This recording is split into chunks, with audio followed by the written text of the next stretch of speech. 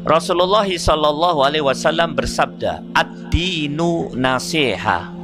Liman ya Rasulullah?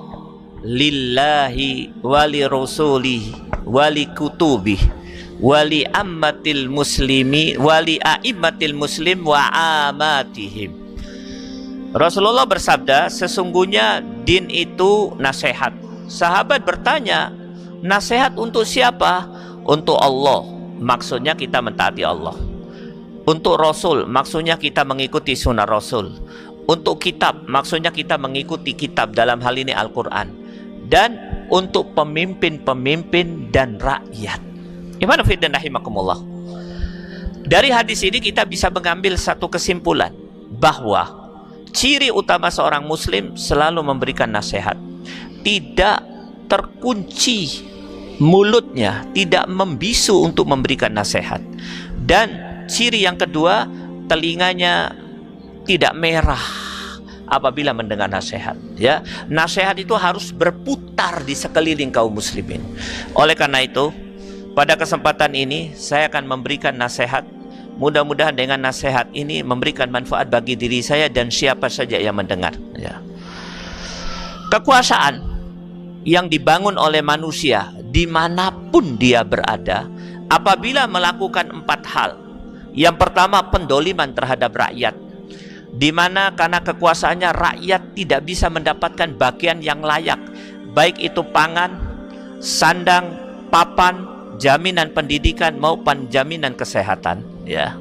Yang kedua, apabila kekuasaan tersebut para aparaturnya, para pegawainya memupuk kekayaan untuk kepentingan pribadi dan membiarkan rakyat berada dalam kemiskinan. Dan yang ketiga, apabila program dan kebijakannya menghasilkan fitnah. Yang dimaksud fitnah menurut ulama adalah kesirikan di mana-mana, kekafiran di mana-mana, kemaksiatan di mana-mana, kemunafikan ada di mana-mana, dan bid'ah tersebar di mana-mana. Dan yang keempat, apabila kekuasaan yang dibangun menjauhkan kekuasaan tersebut dan rakyatnya dari Allah, dari Rasul, maupun dari Al-Quran serta hukum Allah Subhanahu wa Ta'ala, maka para ulama sepakat bahwa kekuasaan tersebut namanya adalah ahlul batil, kebatilan. Diddul muslim, diddul Islam wal muslimin, bermusuhan dengan Islam dan kaum muslimin, dan melawan Allah dan Rasulnya. Maka apabila kekuasaan sudah seperti itu, menjadi ahlul batil, maka saya nasihatkan kepada kekuasaan tersebut, dan siapapun yang membangunnya, tinggalkan pekerjaan tersebut. Ingat, kalian sedang berhadapan dengan Allah Subhanahu wa Ta'ala, penguasa alam semesta, pencipta kalian, yang memegang hati dan nyawa kalian. Yang kedua, tinggalkan kekuasaan tersebut, karena Anda akan berhadapan dengan pengadilan Allah Subhanahu wa Ta'ala. Semua yang dilakukan akan memberikan dampak negatif di hadapan pengadilan Allah. Dan yang terakhir saya ingatkan, kehidupan yang sebenarnya adalah di akhirat. Dunia hanya sementara.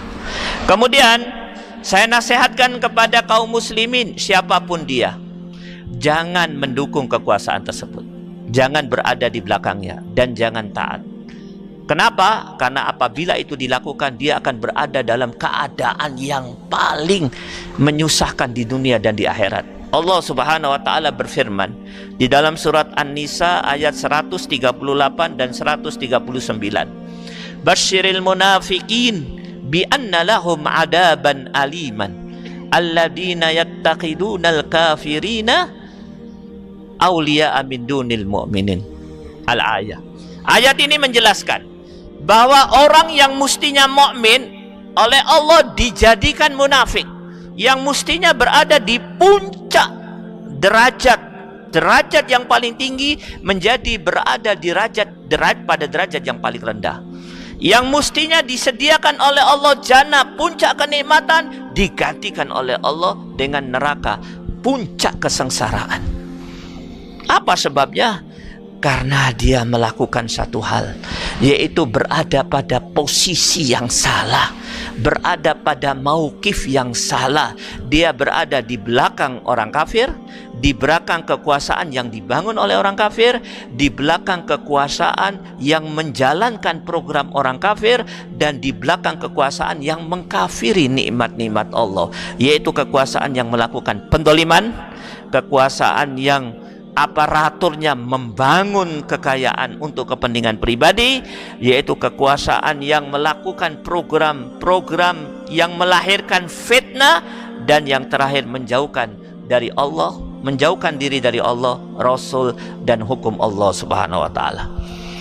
Ingat, walaupun sholat, puasa, zakat, haji, tapi kalau posisi kita salah, bisa menjadi munafik. Oleh karena itu, muslim yang cerdas, dia harus tahu kemana dia harus ikut, dan tidak ada yang harus dia ikuti yang paling tepat kecuali membawa kepada mendapatkan ridha Allah Subhanahu wa taala. Kemudian yang terakhir, siapapun yang ingin membangun kekuasaan, diinginkan kekuasaan itu menjadi kekuatan yang akan melakukan perubahan menuju kepada kebaikan. Saya nasihatkan, kalian tidak akan pernah bisa membawa kepada kebaikan kecuali kalian menjadi ahlul haq. Apa ciri ahlul haq? Cirinya dua. Kekuasaan tersebut dibangun di atas dua pilar. Pilar yang pertama, itaatullah wa itaatur rasul. Kekuasaan yang dibangun dalam rangka untuk mengajak rakyatnya untuk taat kepada Allah dan Rasulnya. Harga mati, tidak boleh ditawar. Dan kekuasaan yang dibangun, segala program dan kebijakannya dibangun di atas pilar, yaitu iqamatuddin, menegakkan hukum Allah Subhanahu wa taala.